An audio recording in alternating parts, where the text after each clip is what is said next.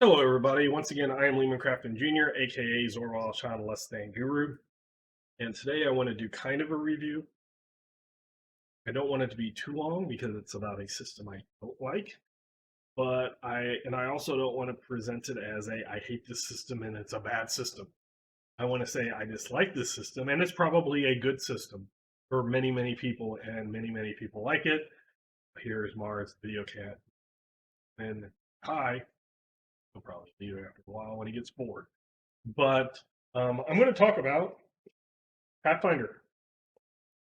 And I own two Pathfinder books, the core book, and then I own Ultimate Wilderness because my current character is a shifter, and they are in this book, even though there's a lot of errata to it. But I will buy a system, even if I dislike it, because I've been playing Pathfinder. As I said in multiple videos, I played 3 years every other week. Basically, we play about 3 hours every other Sunday, so it takes a long time to get through things. And there's always the times where holidays or people's schedules make us have to cancel. So that's why they take so long. But we went through Iron Gods the entire time. I enjoyed the adventure path a lot until the very end, and I enjoyed the resolution. But there was one of the things that I think is a problem with this type of system during the last part of the last section of the adventure. I'll say that. Again, this Pathfinder is probably a good fit for a lot of people. It's just I'm not one of them, but that doesn't mean that I can't. That doesn't mean that it's a bad system. It just means it's not my system. And the main thing that I see in this is, imagine a pendulum swinging. And if the pendulum starts up here, we're talking AD&D first and second edition. When third edition came, it swung it to the opposite. So it swung it to the opposite side. What I mean in that is first, second, BX, BECME, all those old before 3.0 systems of D&D and many other games based off of D&D, and around that time, the 70s, 80s, early 90s, was very much the game master was the judge, the referee, the ruler, as in making rules decision, the judge, prosecutor, that type of thing. And the players basically made their characters, and in some games, like, all they did was beg the game master to let them do something. And one of those things was like a thief.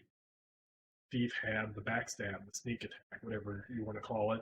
And if they could get behind an opponent without being seen, they could do a pretty decent multiplier of damage. But in a lot of game masters' mind, that was cheating, even though it was the only thing they do, and they had to set it up. They're like, "Can I backstab? No, because of the blah blah blah. Can I backstab? No, because of blah blah blah." Even though the fighter is swinging a sword every round, doing damage every round, it's like the thief had to do this weird system of figuring out what would his game master allow for the backstab. So when you get bad game masters or DMs doing game master shenanigans, making arbitrary rulings and flip flopping and changing those without saying, "Hey, I made a mistake." And I've done that a lot of times where I've said, "I made a mistake. I'm not rewinding time, but from here on, this is the new ruling that I'm using." And it could be anything as simple as I'm roll dice on a table and one of them falls off. What do? Do I pick up all the dice and roll them all over? Do I only roll the one that fell off? Do I look on the floor and figure out what it landed on? The main thing is it doesn't matter, just be consistent. Don't look at the dice that are on the table, count them up, and decide that that person needs to re-roll them because you don't like what that number's showing and what it probably is going to result with. and the other one you can read it off the floor, and the next person pick them all up and roll. Just make the rule and be consistent. And when game masters weren't consistent, when they didn't like something that a player had their character do, the player wanted to go left and the game master thought they should go right, and how obvious it was to go right. So they came down with big thunderbolts and 14d6, and because they didn't like what the player did as the game master, instead of the player had his character do something stupid that resulted in it. When you had a game master and players that trusted each other, you got wonderful games. And you got game masters whose rulings would be respected. And if they made a mistake, they would admit, I made a mistake. This is the reason for this, or this is what my thinking is. That person could say, but I think this, but the game master would make a ruling. And normally, 9 times out of 10, people would be happy, or at least happy enough to continue. You might not like that specific ruling, but hey, if it's consistent, it works for the bad guys like it works for us, etc. And we continue on with the game. But you had those game masters who took that fake power, because it is kind of fake power, of I'm the boss because I'm the game master, um, even though sometimes it is hard to find a game master, but they take that to the extreme.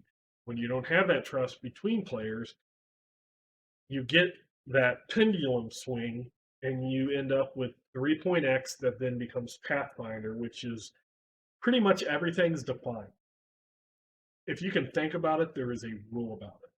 There is no ifs and ands. There is no game master. You decide, does it take an action to pop the lid off of a potion and drink it? No. In Pathfinder, you open up to page 183 on the actions in combat, and you go down, and you're like, where is there's drawing a potion, or there's drawing a weapon, there's opening a closed door, picking up an item.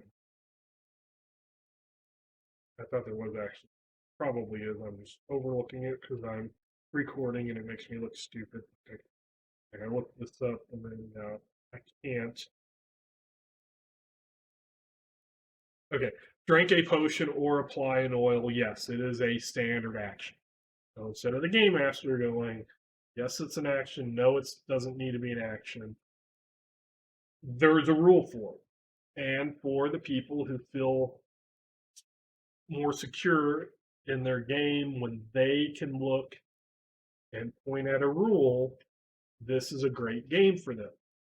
It's not so much for people who like more openness, who like to say, hey, game master, there's not a rule. Let's come up with something together that's mutually beneficial. And a lot of times you might have that, or sometimes you might have that player who's trying to push it just because it'll benefit them. But if you have another, the game master in that case, if they come back with just not a no, sometimes you do need to say no, but not just a no, but I understand where you're going with, but here's my ruling, is for this way, yes, then the player can attempt it. It just might not be as wonderful as they thought it was. Here, there's a rule. And unless your game master or even your party is is okay with homebrew and house rules, then it's in the rule, and that's the way we do it. And my take on these the third edition continuum, which is this part of, or the line, the spectrum, whatever you want to call it. Pathfinder is a game that everything is defined by rules. And if there's not a rule for it, or if there's a feat for it, and you don't have that feat, then you can't do it. A lot of people see that as expanding role play. Oh, you want to do that? There's a feed for it. You can do it. That opens up your role play. And for me, it's the opposite. It's the I have to have it, and I can't even attempt it. So how is that role play? There's also things where I'll just say character levels. They made them all the same amount of experience points, But even though your fighter can get feats and usually gets more feats, etc., they're still, as they advance, they're going to start pretty decent compared to spellcasters, but they're going to end up so far below spellcasters in power, yet they increase the same rate because it's easy and it's fair. But you take away that part of the old systems where that level based was on how powerful your character was getting. So somebody like a thief could go up very fast because they weren't gaining a lot of martial combat power. They were just getting little boosts here and there and not even as many hit points. So it was very easy for them. And that was kind of a balancing factor. You can be a thief, you're not going to be as effective in combat. You're definitely not going to be effective in combat. You're going to have this particular group of skills, but you're going to advance them faster. That's kind of taken away. Also, there is the thing with multi-classing in the old systems. You could multi-class, you would start low again in the new class and then you could work your way up, but you'd work your way up pretty fast. Where in the new, the 3.0 revolution made it so that that's just the next character level. It's a new class, but it's the same character level, and it costs the same amount to go up. And unless you know the system so well that you know the perfect combination for multi-classing, and at this level I need to go here and pick up these, these starting things and maybe this feat, and then I switch back over here because I only needed one. Still over here, I'm hurting my character. If you don't know that intricate way that the rules work and how to optimize your character, you are going to make a character that is suboptimal. Old system wouldn't necessarily do that. You could go a few, realize that's not what you like, switch to something else. For the most part, dual classing was different. Now, I do agree with things like allowing all the different races to be the different classes, where you didn't have a lot of that, especially the halfling and elf would just and dwarf would just stop leveling and get into BX and Beck me, and they do the weird thing where they started going up on a letter system instead of the level system. So I did agree with everything going over to levels and stuff. But basically, what I want to say is Pathfinder is a great system for people who want a rule for everything, who want the game master to kind of just be a storyteller, and if you do the adventure path, a story reader who rolls dice for the bad guys and tries to say, okay, I think the bad guys would work in this way.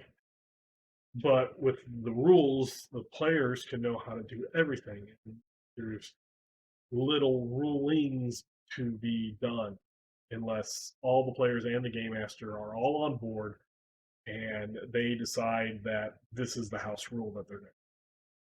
It's not a good system for people who want the game master to be able to make those rulings and maybe in certain circumstances say, okay, here's the reason why I did it that way, and that makes sense, but here's all these other conditions happening that make it not apply.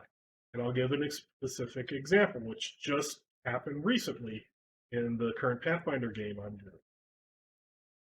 As I've stated in other videos, I've done one full adventure path, Iron Gods, made it the whole way with the same character. There's one of two characters, I think, that didn't die and needed to be replaced. That the players were there the whole time. Now we're doing a Strange Aeons, which is a concept that I really like. Our characters had amnesia. We didn't know anything. We started off with first level, so it's kind of like, oh, we're new. We're just learning, this. And during the game, we've been having to pick up pieces of information about ourselves. Like, we didn't know our names for a long time. We're calling on each other different names, coming up with names like, oh, you're a fighter. You seem to be defensive. You're going to be called Defender. Okay, you just want to be called Eden. That's fine. Okay, and you're going to be called, Flashy because you look like you're a flashy bar type person. Okay, so we're doing that. We're having to find journals and writings about us and meeting people and interacting people who knew us previously to find out our history, our past. But we encounter something and somebody's like, do I know about that? Roll your knowledge roll. Boom. Okay, you know all this information. How do you know that if you have amnesia? And I understand what a lot of people are going to say. They're going to say, oh, you could just have it where the player thinks this is a memory that came back to him. And yes, I understand that that is viable, I guess. You can say that. The problem with it is these rules make it so that in the normal game of Iron Gods, you would apply the exact same mechanic for something that you might have known anyway from your past experience. Roll your knowledge, roll, we're seventh level now, so we have whatever points have gone into those knowledges. We're learning about star vampires and things like that, things that probably would never know about. And people are like, oh yeah, it's this and it has this and here's the pros, here's the cons, here's weaknesses, here's what it can do, blah blah blah. We all have amnesia. We have not gotten our memories back, except for a few flashes in here. And to say that this roll I made, this knowledge roll, is me getting my memory back, does not make sense because in Iron Gods it was the exact same thing. You just rolled and you knew it or you didn't know it. Now, if there would have been something like make a willpower check, or willpower roll, whatever you want to call it, and maybe that memory comes back and now roll on the knowledge, that might work. It adds an extra step, yes. Or just the game master saying sorry until you get your memory back, or you find in game a book about star vampires. You do not know this. It doesn't make sense to me. Because we don't have our past memories. In the normal game of D&D, you have your past memories, stuff before you were level 1, schooling or reading or listening, stories, whatever, you could have that experience. If your mind becomes a blank slate, nothing that you have not experienced once the game started should you have access to unless there's something else happening, unless you're finding a book on that, unless you do have something where the game master said, okay, you gain your memories from reading this book about star vampires. Now you can make rolls about this or this type of subjects. I'm just using star vampires because that's what happened yesterday.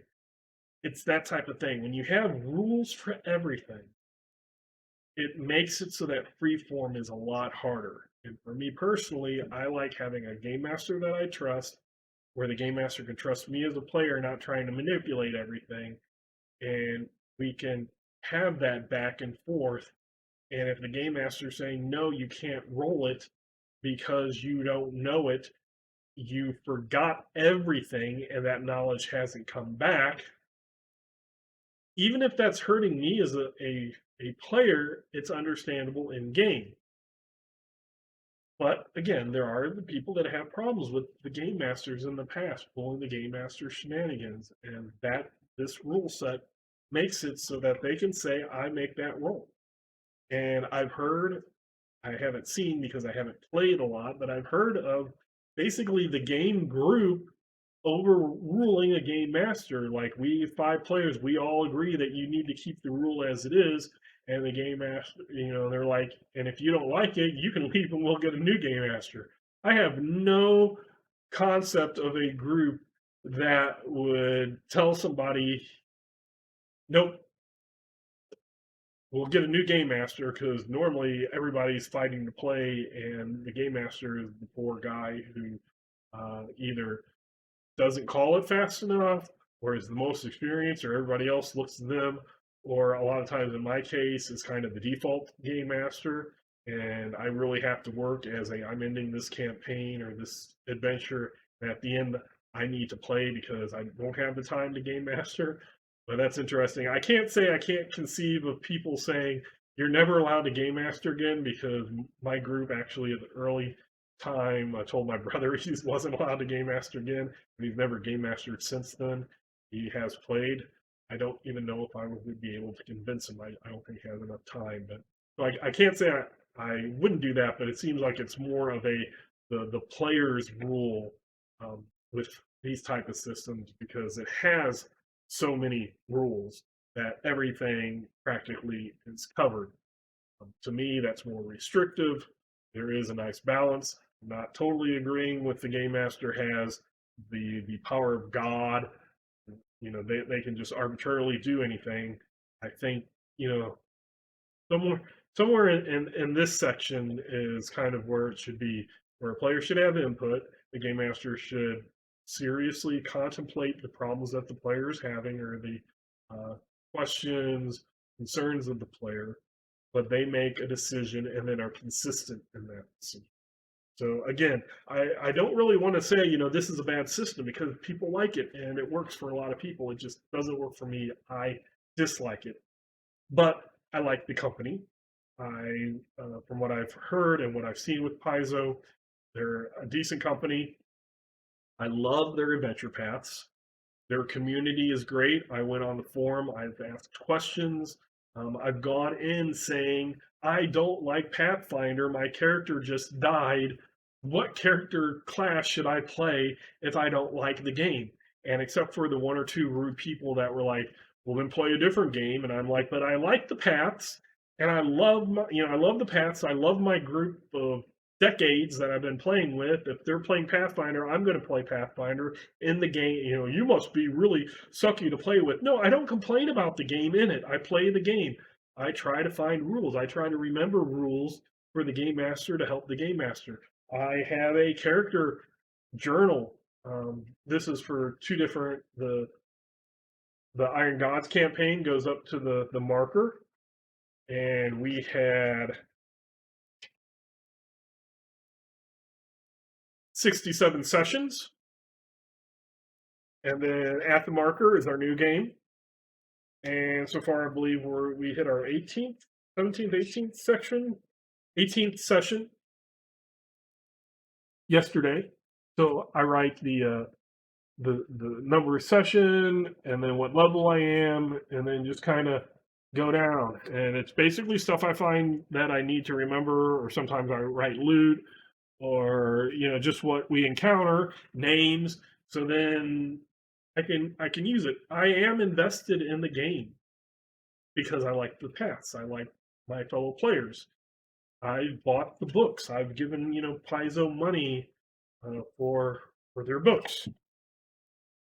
So I'm not just completely trashing it. Again, I went on the forums and I did have a couple of people that are like, find a new group, find a new game, don't do something you don't dislike. I like everything else except for the system. Most of the people, besides that one or two, were really helpful and nice, and were giving me suggestions and countering each other, like, hey, be a fighter, they're simple. And another person was like, no, because they get so many feats. It's just one of those things. If you don't know the system in and out, you might choose the wrong thing. So maybe a system that gives you automatic things, and then more limited amount of feats would be helpful, and stuff like that. And it was a really great community to see. I went in honestly. I went in that I'm honestly not trying to troll. I need help, and they helped, and that was a good thing. So again, I'm not going to say that Paizo's bad. I cannot say that Pathfinder is a bad system. What I can say, it's a system that doesn't fit me, and I don't like it, but there are parts of it that I do like, I do appreciate, and that seem pretty cool, and stuff like that. So I'll go ahead and I'll end this kind of review. If you have anything in the comments, you can add comments. Again, I completely wrong. I played this, been playing it for 4 years. I'm a noob. I still consider myself a Pathfinder noob, because I just look at what is meaningful to me. I look at the rules for what my character is. I look at things that might affect my character, and I try to ignore everything else so that I don't have to worry about a game that I don't really enjoy as a system. And then like I showed you, I use my notes and stuff to enjoy the aspects of it that I do like. That I can go and I can look. Here's the places we went. Here's the people that we've met. Here's the people that we've heard about. Here's this. Special items I can write about. Here, it's interesting. You might care or not care, but like when we started, we had amnesia. So I just kind of wrote, gnome girl and athletic man and stuff like that. And then we gave each other names, and then we found out on the fourth adventure who we actually were. So then I did there who we actually were. So that was something that I thought is good. And again, I like that aspect, and that's why I'm playing it. I like my group. I like the paths. I don't have to like the system. I understand the system. It is really good for people who have that, who've had those bad experiences with game masters. That this is a system that they, as players, can make a character, and they know that character is going to function as that. They envision that character. If they're the thief, they know that if they get flanking, they're going to be able to do sneak attack before, instead of going, please please let me sneak attack this time. I spent a round, hiding in the shadows and succeeded.